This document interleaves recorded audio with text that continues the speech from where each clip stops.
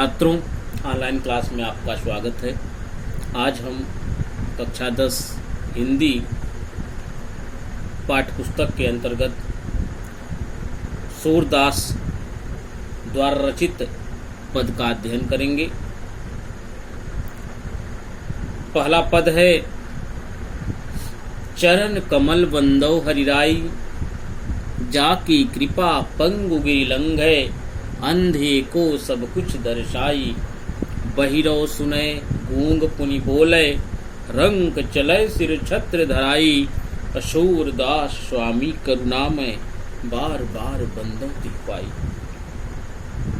प्रस्तुत पद्यांश महाकवि सूरदास द्वारा विरचित सूर सागर से संकलित है, जो हमारी पाठ्य पुस्तक में पद नामक शीर्षक से उद्धृत है।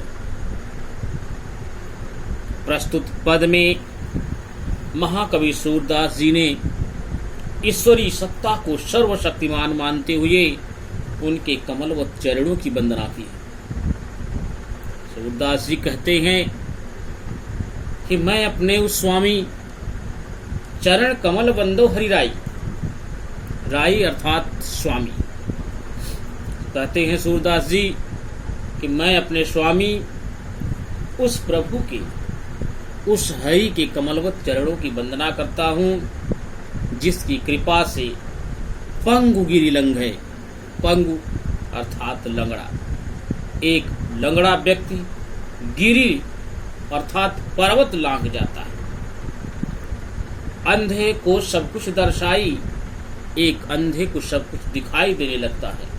बहिरो सुने, बहरा सुनने लगता है। गूंग पुनि बोले, गूंगा फिर से बोलने लगता है। और रंक चले सिर छत्र धराई, और रंक अर्थात निर्धन व्यक्ति अपने सिर पर राजा की भांति छत्र धारण कर लेता, अर्थात निर्धन भी धनवान हो जाता है। अंत में सूरदास जी कहते हैं कि मैं ऐसे सर्वशक्तिमान करुणामय भगवान के उन दोनों कमलवत चरणों की बार बार वंदना करता हूँ। प्रस्तुत पद में महाकवि सूरदास जी ने दास्य भावना व्यक्त की है। कविता में भक्ति रस विद्यमान है। प्रथम पद चरण कमल में रूपक अलंकार है।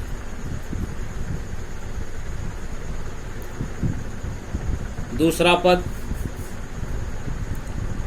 अभिगत गति कछु कहत न आवे, ज्यों गूंगे मीठे फल को रसयंतर गत ही भावे, अपरम स्वाद सब ही सुनिरंतर अमित तोष उपजावे, अमन बानी को अगम अगोचर सो जाने जो पावे, रूप रेख गुण जात जुगत बिन निरालंब कित गावे, असब विधि अगम विचार ही तातय सूर शगुन पद गावे।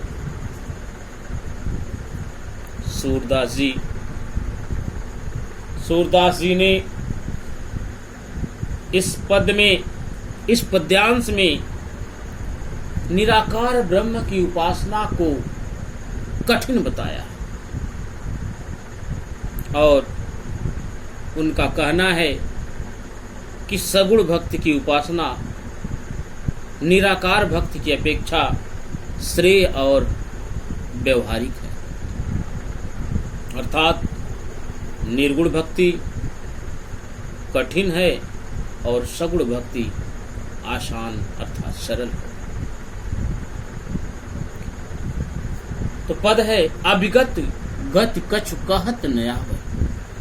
अभिगत कहने का तात्पर्य निराकार से, जिसकी कोई गति, जिसकी कोई स्थिति न हो। उस निराकार ब्रह्म की स्थिति के बारे में, उस निराकार ब्रह्म के बारे में कुछ नहीं कहा जा सकता, क्योंकि उसकी सत्ता अज्ञात है। उसका वर्णन ठीक उसी प्रकार नहीं किया जा सकता, ज्यों गूंगे मीठे फल को रसयंतर गति ही भावे, जैसे एक गूंगा व्यक्ति मीठे फल को तो खा लेता है, किंतु उसके स्वाद को वह किसी से व्यक्त नहीं कर पाता, केवल मन ही मन उस मीठे फल के स्वाद का आनंद लेता है, उस आनंद का अनुभव मात्र करता है।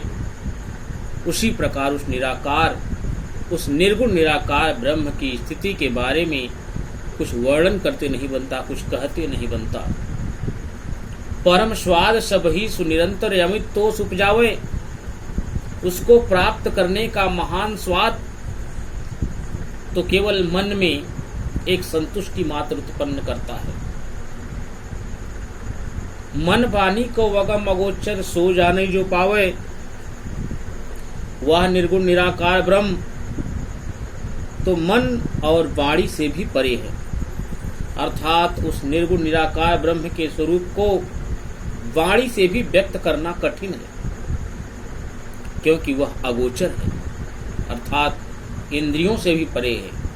इंद्रियों से परे कहने का तात्पर्य न तो उसे आंखों से देखा जा सकता है, न कानों से सुना जा सकता है, न उसे स्पर्श किया जा सकता है। उसकी अनुभूति तो सिर्फ उसी को होती है जिसने उसको पा लिया है। रूप रेख गुण जाति जुगत बिन निरालंब की तो धावे, उसका न तो कोई रूप है और उसकी न तो कोई निश्चित विशेषता है, न कोई उसका गुण है, न उसकी कोई जाति है, न उसको पाने का कोई उपाय है। इसलिए बिना आधार के उसको प्राप्त करने के लिए कहाँ दौड़ा जाए। बिनु निरालंब की धावे, निरालंब मतलब बिना आधार के उसको प्राप्त करने के लिए कहाँ दौड़ा जाए। अंत में सूरदास जी का कहना है कि सब विधि यगम विचार हितात हैं सूर सगुन पद गावे। मैंने तो भली प्रकार से विचार कर लिया कि उस निर्गुण निराकार ब्रह्म की साधना बड़ी कठिन है, अतः मैं तो श्री कृष्ण के सिर्फ सगुण पद का ही गान करता हूं। छात्रों,